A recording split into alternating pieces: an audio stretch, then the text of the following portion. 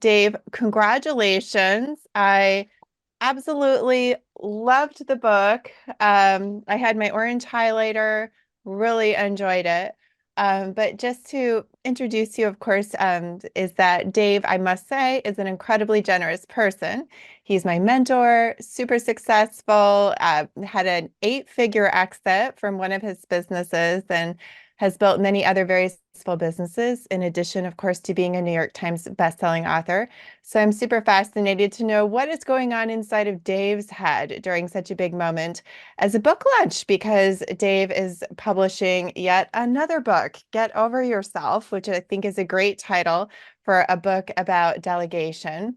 So Dave is a New York Times bestselling author, super successful, yet he actually confided to me during one of our mentor sessions where I am the mentee that he actually sometimes suffers from imposter syndrome. And of course, as a psychologist and a mentee, this was incredibly surprising for me. So I'm really excited to ask Dave a few questions about what he said about imposter syndrome, as well as a bunch of questions about his process in writing the book, and a bunch of just questions and comments about the book itself, because it was incredibly inspiring to me. I've actually gotten a million things done since reading this book because it was so inspiring to get things done. So thank you, Dave, for that. Thank you for your wonderful, wonderful intro, Chloe, and thanks for chatting with me here. I appreciate it, and it's so funny because the this is very macro, but the book title is "Get Over Yourself," and it's a double entendre. It refers to to delegation, but also getting out of our own heads when it comes to the issues that we have that keep us from delegating. But ironically, I needed to get over myself with respect to my imposter syndrome and sort of get out of my own head with respect to how I was feeling with the book launch. And it's good because I'm staring at the words "get over yourself" all the time. And so it's actually very valuable for me in helping me manage things. Yeah, so I have to ask, okay, I mean, obviously it might sound kind of counterintuitive to ask this, but since part of what I do is teach people that, in fact, there's a healthy function to anxiety, which is to stimulate preparation behaviors, I have to ask, do you feel like there's any healthy function to imposter syndrome? Like, does it help to keep you on your toes, or maybe even just staying in touch with yourself? Or do you think that there's absolutely no healthy side to imposter syndrome? Well, that's a great question. I mean, you're the psychologist, not I. I think that while there are some doubt, there's positive elements to everything. And to your point, being in touch with um, dealing with imposter syndrome is certainly helpful for me in certain ways, while it might seem challenging at the time because it's associated with feelings of self-doubt and self-criticism and anxiety. It also can be kind of humbling, which is nice, right? And also can be um, a nice reminder for me to focus on what's really important to me. And if I think but we haven't talked since the launch. We launched a week ago, and I had in my head this goal of being in the top 1,000 of all books on Amazon, and I was very clear about that goal. Um, and I didn't hit that goal. We were in the top 6,000 of all books on Amazon, um, but not in the top 1,000. So I could, this is after the fact, right? So it's not necessarily imposter syndrome, but I could take that fact and become very self-punishing and self-critical and down on myself. Or I can step back, look rationally at the situation and think, well, top 6,000 of over 2 million books versus top 1,000 of over 2 million books doesn't really make much of a difference in the grand scheme of things.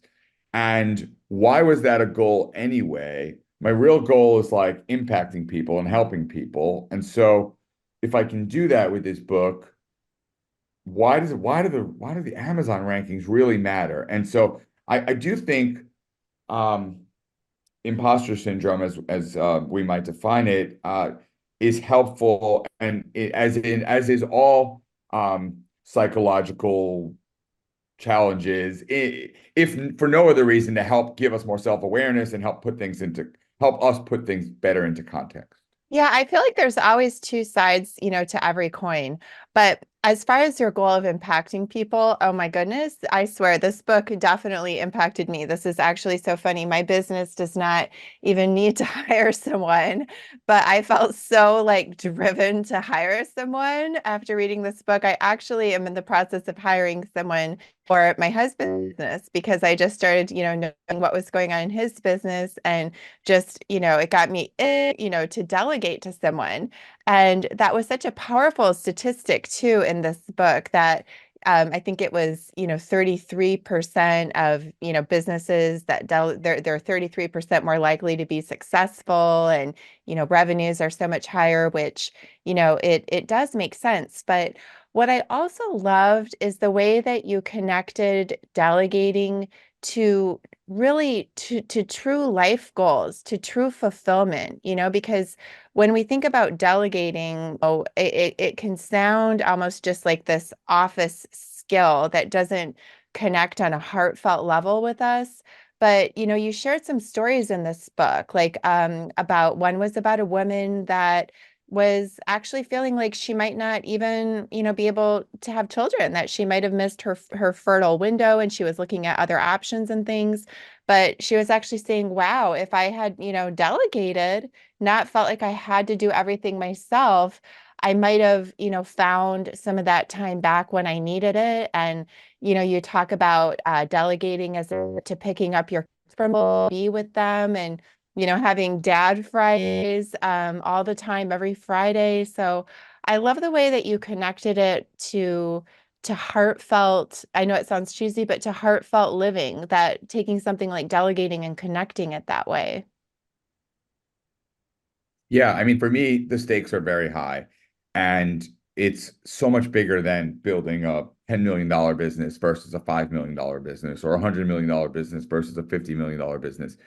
There, in the history of the world, the percentage of people on their deathbeds who have said, I wish I had worked more is so, so low. But the percentage of people that have said, I wish I had more time with my family, I wish I had more time to pursue travel, I wish I had more time to pursue my passions, I wish I had more time with my close friends, I wish I had more time to write. There are so many things that people regret when that time goes by that we can't get back. And for me, to your point, Chloe, delegation is sort of the key to prioritizing what's important to us in our lives and then making sure that we give that whatever we prioritize. And for many of us, it's our kids, but I try to not be too biased about that because there are people out there that maybe don't have kids or don't want kids. That's fine.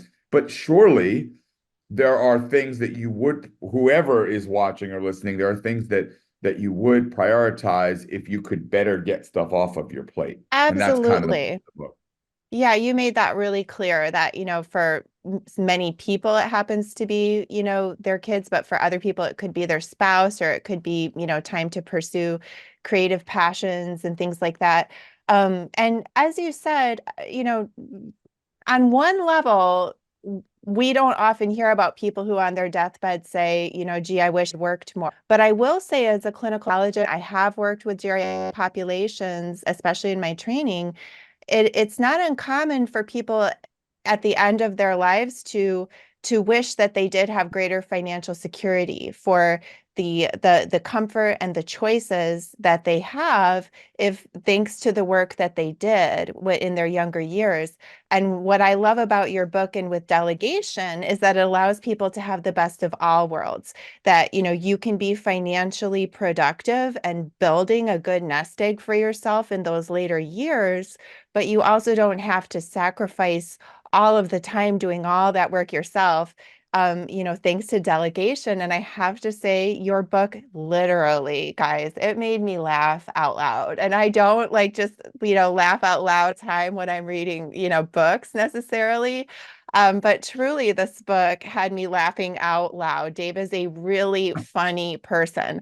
I think that there was one line in particular where you were like, I can't even change a light bulb. I've had multiple embarrassing experiences, but thankfully I don't have to because I can delegate, right? So, honestly, it's a really inspiring book. I do want to ask you a few questions more on the personal process side about this book. And I love that you also share, by the way, that some of the book that you even got help from AI, which is incredible.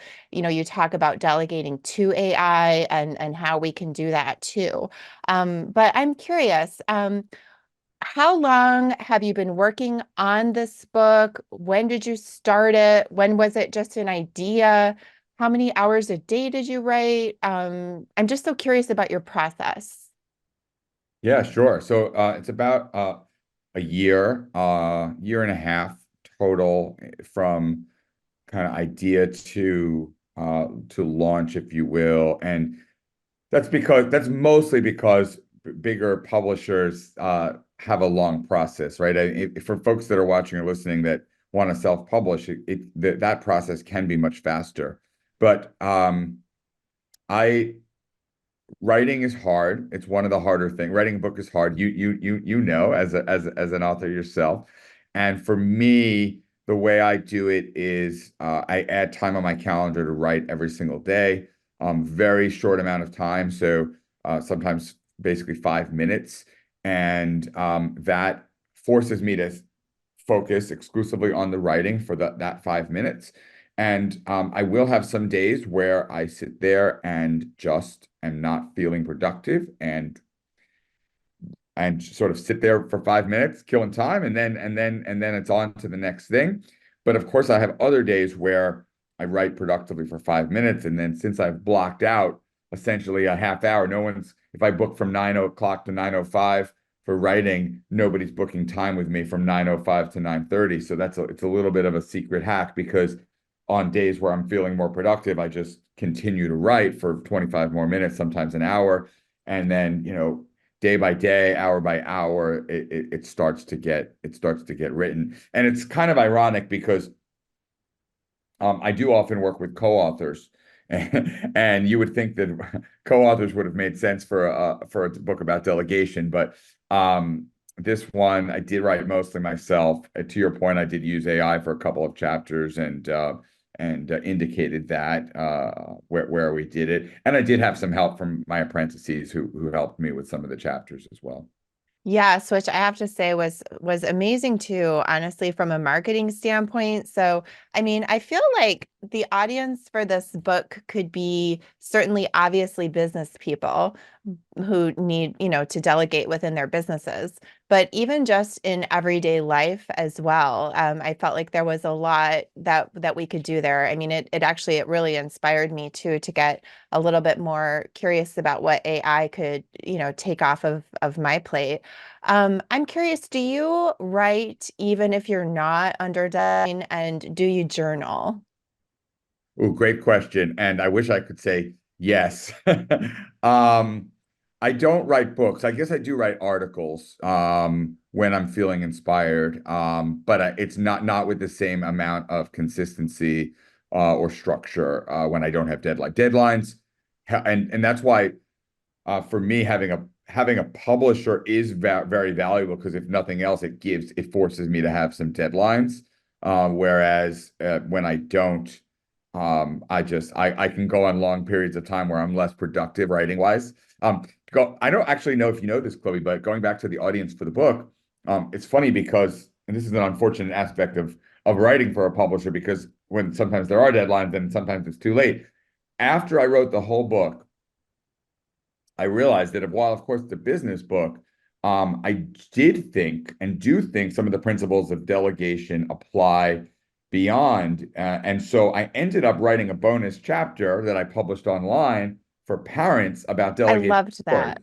Yeah. But it was too late to get it in the book. I was so bummed. So the paperback edition will have the chapter on delegating chores at home. But I was like, wow, I actually can use principles of this to help make sure the kids are doing their job around the house and helping out. And what parent wouldn't benefit from that? Yes, which is so true. I mean, a lot of those same principles apply as a parent and as a psychologist. I think, when we give our kids jobs, it boosts their own self-esteem. It has a practical value to the family, and it really teaches to learn how to be part of a team. So I actually read that chapter and I loved it. But since you're mentioning as well about the publisher, that touches on to another question that I had for you, which is about the actual publishing process. So, one is, how did you choose the publisher? How involved were you in negotiating the book deal? How much do you leave that up to your agent? And how has that maybe changed over the years since you've had several books? Yeah, okay. All great questions. I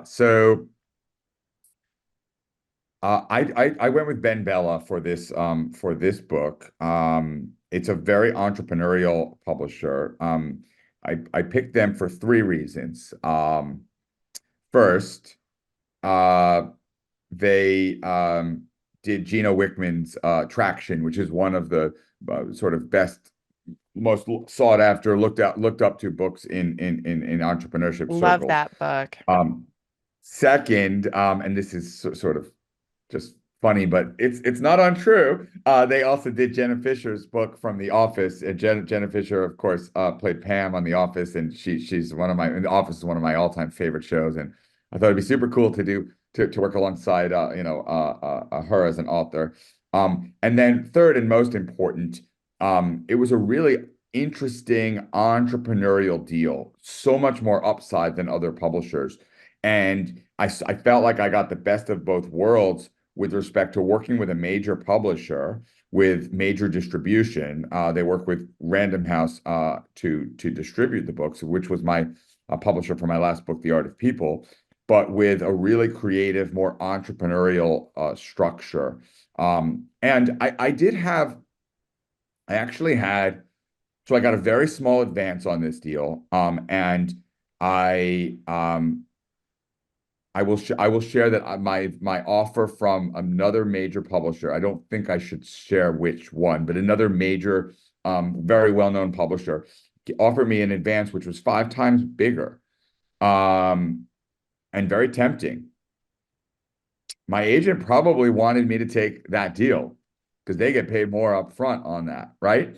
But the reason I went with Ben Bella was I really liked that overall upside and the entrepreneurial look at that. And in at the end of the day, while I have written 5 books now, I'm more of an entrepreneur than an author. And I just sort of thinking about the deal structure ultimately made me think I got to go for this. Can you share any particulars of that deal structure that made it that much more attractive, just for those of us that are interested in the business side of books? Yeah, I mean the royalties are just much higher. So Okay. it's a much smaller advance than major publishers would offer me at this point in my career, but the upside is so much greater. The royalties are so much bigger that ultimately I want to be rewarded for book sales and for the success of the book. And I'd rather do that and have, bigger checks, hopefully years from now, than a big check up front and then, Sure. nothing ever again. A lot of authors don't earn out of their advances basically ever. And to me, that's not really, I want to be motivated to sell books for the rest of my life, right? And I try to write books that are as evergreen as possible, and certain principles, certain things that I'm sure that what AI can do, for instance, will change and get better and better, right? But the idea of delegating to others and delegating to AI hopefully will be really evergreen. Yeah, definitely. I mean, and again, I love that we got to hear a little bit about your approach on the business terms of the book, because that's another area where I swear just, you have this amazing combination of creativity and drive.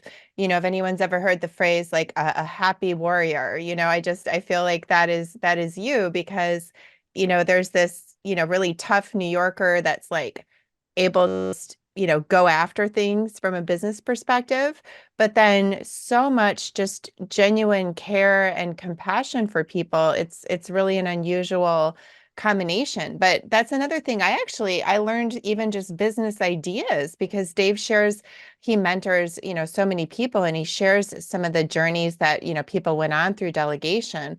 One of the things I read that I was surprised and intrigued by is one of your mentees hired, it sounds like a C-suite marketing officer or something like that, for 100% equity, like through LinkedIn. So they were getting presumably good professional talent, but the person was under a real cash crunch. And so he hired for 100% equity. Did I read that correctly? 50%, yeah, splitting. Okay. I think one of the biggest roadblocks in people's heads around hiring somebody very high level is I can't afford to hire somebody very high level. And to them, I always answer, well, if you think about it differently and bring in a partner instead of hiring somebody, well, then you can afford talent. Now, you have to be able to say, okay, I'm willing to give up, 50. I don't need 100%. I'm willing to give up 50%, 75%. But in my view, it's just so much better to have a smaller piece of a much bigger pie and have great help and talent along the way to help us build our businesses. And I think unfortunately a lot of people think very myopically about this, and they want to hold on to 100% of their business. But what's 100% of a business that can't really scale because there aren't, real C-level kind of rock stars driving the business? Right. So I didn't mean to suggest that I thought he hired by giving away 100% of his equity. But if I read correctly, it looked like he hired somebody whose compensation was 100% Was based in just equity. equity. Yeah. Yeah, exactly. Wow. That's a true partner, basically Yeah. bringing people on that are true equity sweat equity partners. Yeah, no, that he did that. And you again, if I'm an entrepreneur and I really believe in something, and you can catch me at the right time, yeah, I'd be willing to invest my time in something that I think can produce really significant results. That's essentially the definition of co-founders, right? Ultimately, that's what co-founders are. And so many folks are good at one element of a business, but through co-founders, through partners, they can bring in other, really great talent. Yeah, yeah, it was amazing. I will say is has some incredible interview questions, right? So for anyone, if you're like even thinking about delegating, or even if there's just, work in your life that you don't feel like doing, this book will help you figure out how to delegate it. And again, I loved the list of interview questions that you shared to really, tap into people that are going to be able to be creative and take ownership, of the work.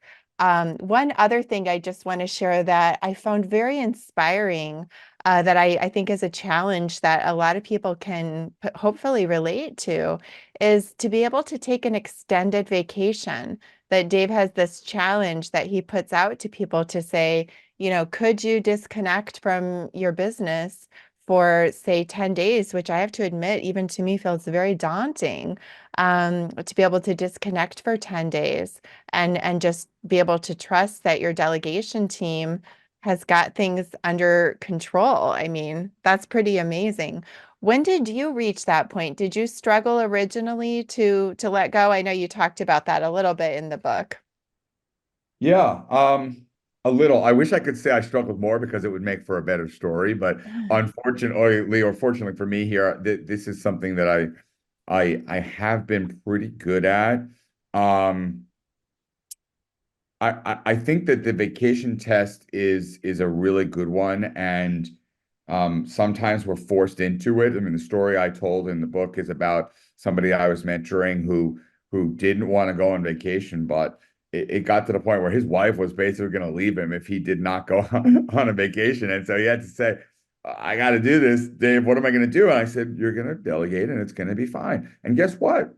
He delegated and it was fine. And he had a wonderful vacation. And, years later has a great marriage. And so, it is very important, but it can be very hard, especially if we're used to being around and being present. And I think all of us, and you're the psychologist here, but all of us like some sense of control over things. And when we delegate, we are essentially letting go of that, some of that control, and that can be hard. And so if we're really fully disconnecting and going vacation, it's really surrendering control, which again can be very hard, but ultimately I think is a good lesson.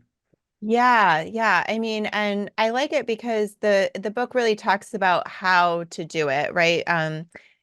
Delegation, as Brian Tracy says, delegation is not abdication. So, the book really talks about for type A perfectionist people that you can understand, like they painstakingly built this business and their reputation is on the line. They don't want to just, randomly hand someone the keys to that beautiful car that they've built and let that person just, crash it. So I really like, the stair stepper type of approach of how to get comfortable with that. And, I know you shared as well in Choose Apprentice in this business that you built, really that helps entrepreneurs to learn how to delegate. That on one level, Choose Apprentice is providing the person for them to delegate to. But on the other hand, it's almost like you're like a delegation therapist, as if, you're kind of meeting with the business owners and helping them to work through their anxieties about delegating, and then also how to make sure that they don't just override their anxieties. Because, again, for me, I'm always saying the healthy function of anxiety is to stimulate preparation behavior. So we don't want to just say, like, oh, well, I'm really scared about this delegating, but whatever, I'll just do it. We instead want to say, well, I'm nervous about delegating, so therefore, how can I set up, some checks and balances? I love the schedules of different types of, frequencies and manners that you could in with people. I'm surprised that you had to say it, but checking in by text does not count.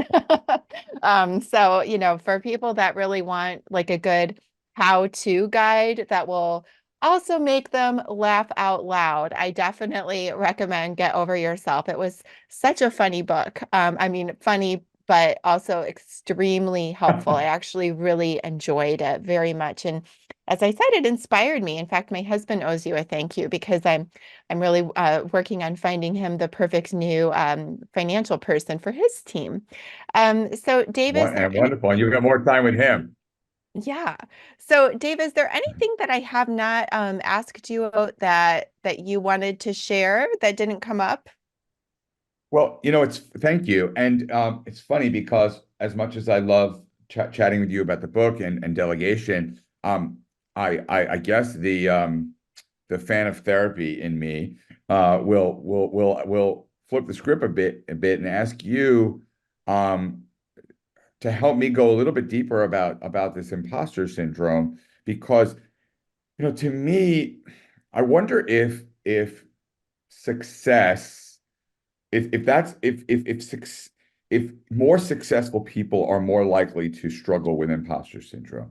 It seems to me that, I'm almost a victim of my own success in as much as, like, yes, I'm very, very honored and proud to have hit the New York Times bestseller list. But it's like once I hit that, now I want to hit it again. And it's like, and once I've hit a certain level of success, that impacts, well, I need to remain at this level and I need to, have these certain ego-driven markers of success. So I wonder if you could share whether my thesis is correct that more successful people are more likely to struggle with this, and B, more important in your experience, how what is the best? I know I wrote a little bit on how I'm managing it in terms of my own. I've learned from you how, in terms of managing anxiety, how to give myself some rest and some breathing and some reprioritization and contextualization. I'm wondering if you have any other thoughts on managing imposter syndrome for listeners and viewers.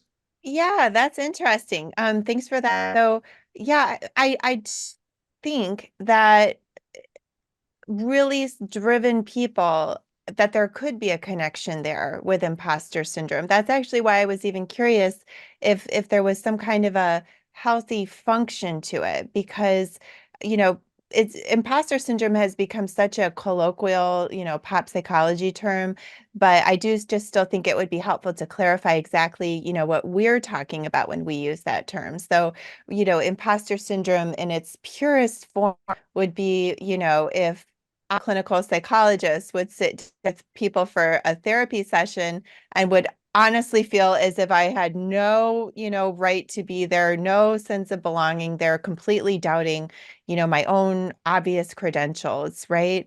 And I'm sure that that's not obviously healthy, but I do think that maybe there's this other side to it where when it's in a very more mild form, it might be that there is a silver lining to it. Just like with anxiety, it's not productive to become so anxious that we're just, frozen in fear. But on the other hand, a little bit of anxiety helps stimulate us to look ahead and say, hey, what could go wrong in the future? How can I right now take some steps to safeguard and to prepare for that? And so, healthy side of imposter syndrome, again, using the term somewhat colloquially, but to be able to say, I don't take it for granted, David, like in your case, like I don't take it for granted that every book I write is going to be a success. And there's this very successful people tend to be high on conscientiousness, which is their Mm. tendency to look at themselves and to say, where am I falling short? What could I improve here? And we don't want to become obsessive about that, but many people need to learn how to self-reflect and to say, on what level have I put out a certain face to the world that I know inside I'm not really meeting that standard? And then I think the important question is, what do we do with it? If we then just beat ourselves up with that awareness, it's not productive. But if we use that awareness to say, well, how could I get there? Then I do think that there can be a healthy side to it. So um, I hope that answers your question, but maybe not. No, I think it does. I think for me, it's the most valuable aspect of this book launch and dealing with, again, to your point, using it perhaps more colloquially, imposter syndrome has been the self-reflection and self-awareness of why I'm doing this. And I am not doing this to hit the New York Times bestseller list. And at the end of the day, I'm really not doing this to sell as many books as I can, although, of course, those are wonderful outcomes. I'm doing this because I really believe that I can help people and people can help themselves if they can better delegate. And that at the end of the day, if I can do that with this book, then that's an amazing blessing and just something that I can be proud of. So that for me, imposter syndrome is about maybe checking my ego at the door a little bit and focusing on what it is that I'm really looking to do. I love your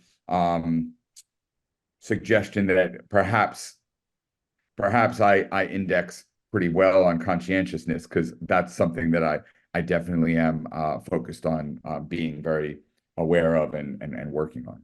Yeah, again, but I love, just again the sense of humor that you have about it. Like even the name of the book, like get over Yeah, yourself, yeah, because again, when we're delegating, we do have a little bit of a sense of self-importance. And yes. so, finding that balance is amazing. So Dave, I'm sure in the middle of a book launch and running all of your, multiple businesses and whatnot, I'm sure you have a million things to do.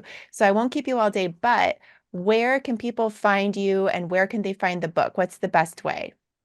Thanks for asking. The book's available bookstores everywhere and online on Amazon. We have a site, getoveryourselfbook.com, that has the free chapter for parents, and you can click on any of those links to buy the book. And then I'm available on social media. One of my core values is responsiveness. So anyone that reaches out on social, I respond to, and I also offer pro bono office hours every Thursday afternoon. So anyone that ever wants to chat with me about writing a book or building a business or delegating better or anything that you all want to talk about, you go to scheduledave.com, and I'm happy to spend my Thursday afternoons with anyone that wants to share a few minutes with me. Such a gift, you guys. Honestly, I cannot imagine like any other situation in life where you would have, again, like a man who has had, eight-figure exits, multiple, huge successful businesses, New York Times bestselling author. And he just says, I want to pay it forward. I want to make myself available to help people. I'll tell you all personally, I've been, signing up for those sessions now for several, and it changed my life. So I encourage everyone to check out Get Over Yourself to get inspired in a helpful and practical way, and definitely to follow Dave because you can't go wrong. Thanks so much again, Dave, for taking the time today. Thank you, Chloe. You're the best. Take care. Bye.